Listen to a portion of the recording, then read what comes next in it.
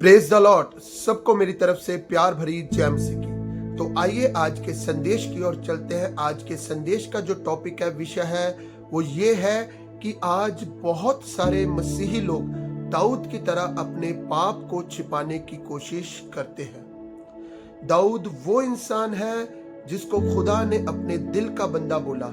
दाऊद वो इंसान है जिसका अभिषेक शमूएल नबी के द्वारा किया गया। दाऊद वो इंसान है जो कि भेड़ बकरियां चराता था। खुदा ने उसको इज़राइल का राजा बनाया और दाऊद के द्वारा ही दानव गोलियत का वध किया गया। दाऊद के ऊपर खुदा की एक सामर्थ, एक अभिषेक हमेशा बना रहता था। लेकिन हम देखते हैं दाऊद से भी एक पाप हुआ और उस पाप को छिपाने के चक्कर में दाऊद पाप के ऊपर पाप करता गया। तो आप मेरे साथ दूसरा शमूएल 11 अध्याय और उसकी 12 अध्याय अपने घरों में रीड कर सकते हो। मैं शॉर्ट में आपको बताता हूँ।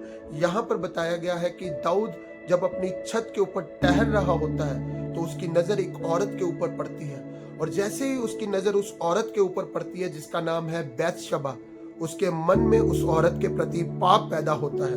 वो उस औरत को अपने महल में बुलाता है और उसके साथ शारीरिक संबंध बनाता है, और बाइबल बताती है कि वो औरत दाऊद के द्वारा गर्भवती हो जाती है।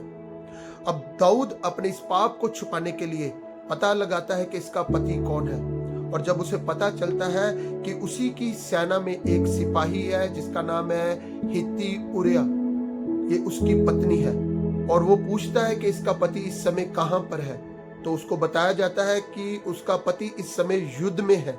तो दाऊद युद्ध से उसको वापस बुलाता है और कहता है कि तू अपने घर में जा, क्योंकि दाऊद सोचता है कि वो अपने घर में जाएगा, अपनी पत्नी के साथ सोएगा और लोग यही सोचेंगे कि वो अपने पति के द्वारा गर्भवती हुई है। लेकिन जो उरिया होता है वो बड़ा ही वफादार एक सिपाही, एक सैनिक होता है।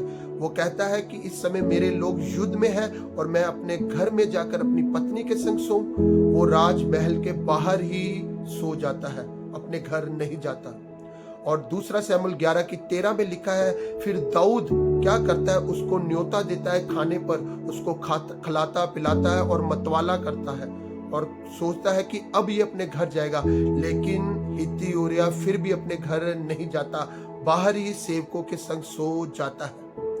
अब दाऊद अपने दिमाग में एक और प्लानिंग करता है, और वो क्या कहता है अपने सेनापति को कि इसको युद्ध में सबसे आगे खड़ा किया जाए ताकि दुश्मन की तलवार के द्वारा ये मारा जाए।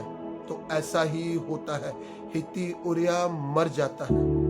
अब दाऊद क्या करता है, उसकी पत्नी को अपने महल में बुलाता है और उसको अपनी पत्नी बना लेता है। और जब हम दूसरा शमूएल 11 अध्याय इसकी 27 आयत देखते हैं, यहाँ पर लिखा है कि परमेश्वर दाऊद के इन कामों से बड़ा क्रोधित होता है। यानी कि दाऊद अपने एक पाप को छुपाने के चक्कर में पाप के ऊपर पाप करता जाता है। अब खुदा जो दाऊद से प्रेम करता है वो अपने एक नबी को भेजता है जिसका नाम है नतान, और बाइबल बताती है नतान के द्वारा दाऊद की बंद आंखें खुलती है। और नतान कहता है ये काम तूने खुदा से छिप छिपा कर किया है। तो दाऊद फिर ये अंगीकार करता है कि मैंने यहोवा के विरुद्ध पाप किया।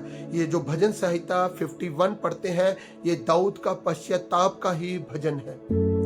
तो आगे आप मेरे साथ देखते हो कि दाऊद एक सच्ची तौबा करके फिर लौटकर खुदा के पास आता है, क्योंकि नीति वचन 28 की 13 में लिखा है, जो अपने अपराध छिपा कर रखता है उसका कार्य कभी सफल नहीं होता, लेकिन जो उसको मानकर छोड़ देता है उस पर दया की जाएगी।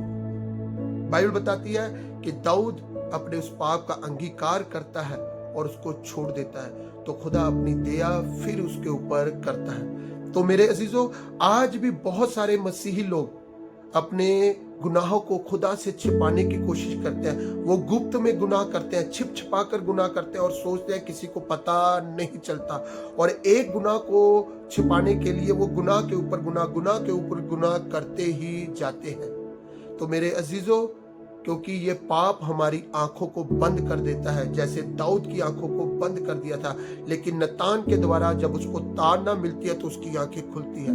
तो आज भी बहुत सारे मसीह लोग ऐसा ही कर रहे हैं। मेरे अजीजों, अपने हर एक गुप्त गुनाह का अंगीकार करें खुदा के सामने, तो खुदा जो दया का सागर है, जो अनुग्रह का दरवाजा अभी खुला हुआ है, तो खुदा आपके हर एक गुनाह को माफ करेगा और आपको अपने गले से फिर से लगा लेगा। हालेलुया। क्योंकि नीति वचन 28:13 में साफ तौर पर लिखा है, जो अपने गुनाह को मानकर छोड़ देता है उस पर फिर से दया की जाती है। हालेलुया। तो मेरे अजीजों, हम खुदा की नजरों से कुछ भी छिपा नहीं सकते। हालेलुया। तो मेरा विश्वास है इस संदेश के द्वारा आपने बहुतायत की आत्मिक आशीष पाई। God bless you.